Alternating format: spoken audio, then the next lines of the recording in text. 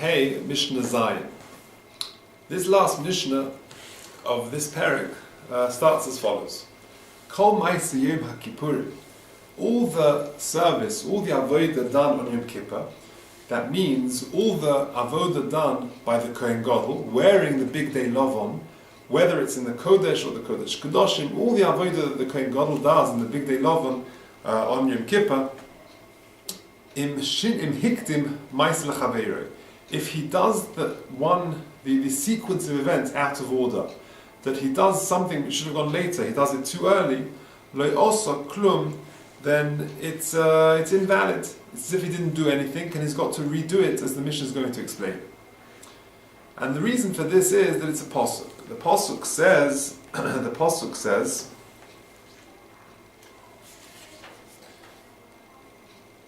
V'hoyse zois lochem lechukas olam lechaper b'nei Yisrael mikol chatosem achas bashana. Pasuk Vayikra Terzayin, pasuk Lamed.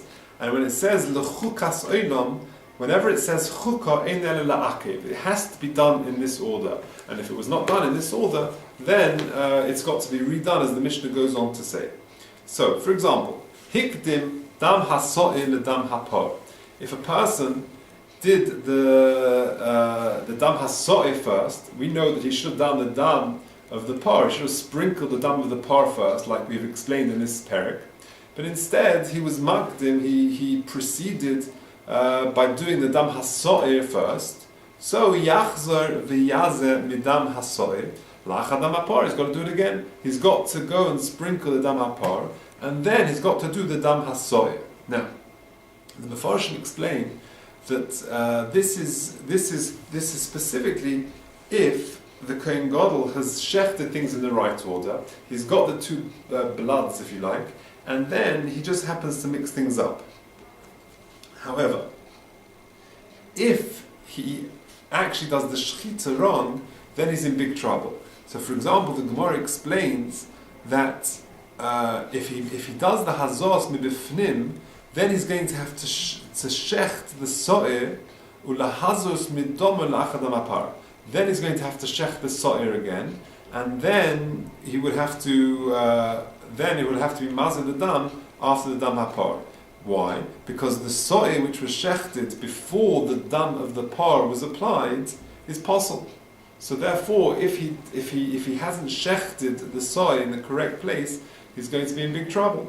So what he would have to do, he'd have to do the dam hapar in the correct order, and then he would have to shech the so'er before, and then he would have to shech the so'er, and then do the dam of the so'er. He's got to do it in the correct order. Okay, continues the Mishnah. V'im ad shelo gomar es hamatona shebifnim, i.e., before he finished off the applications of the dam in the Kodesh Kedoshim, nishbach hadam, the blood in the keli, the mizrach that he was holding, spilled. Whether it was the dam of the par, whether it was the dam of the so'er, and therefore he hasn't got any blood left to finish off the hazos.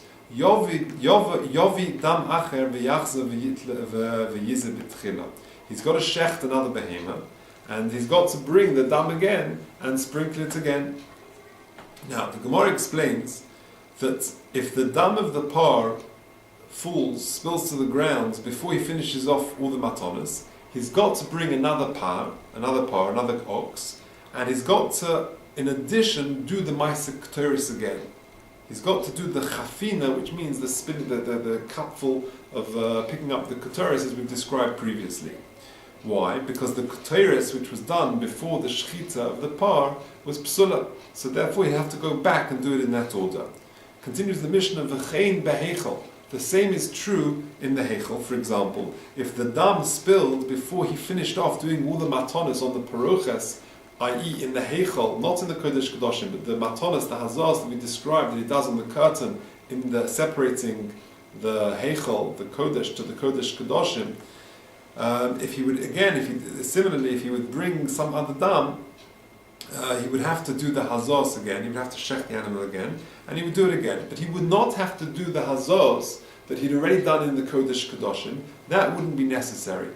Why? So the Meiri and others explain, because every hazor is in the Heichal is a separate thing. The Hazor in the Heichal is a separate thing, and the Hazor in the Kodesh Kodashim is a separate thing. So if he did the Hazor in the Kodesh Kodashim properly, that's fine.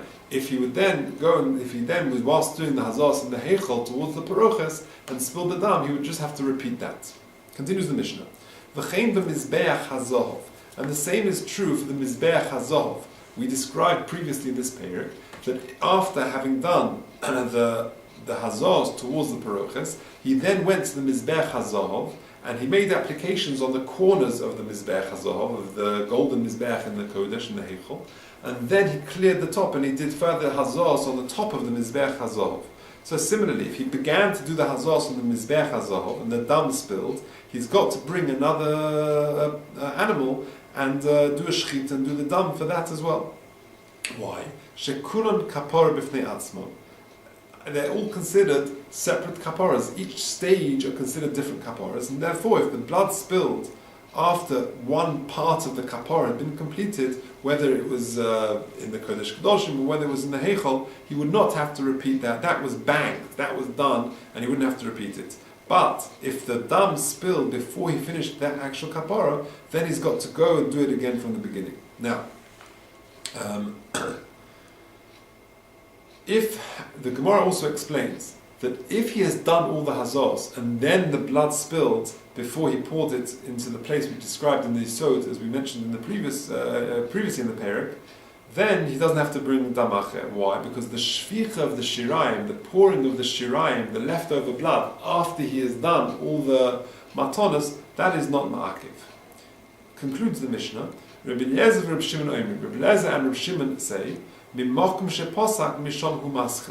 the place where he stopped, he actually carries on from there. So, for example, if he did 3 hazors out of 7, and the dam spills, he's got to go through the shechita again, get the new dam, and do the hazor. According to Rabbi Eliezer and Rabbi Shimon, he actually has done the first 3. You just start now from number 4.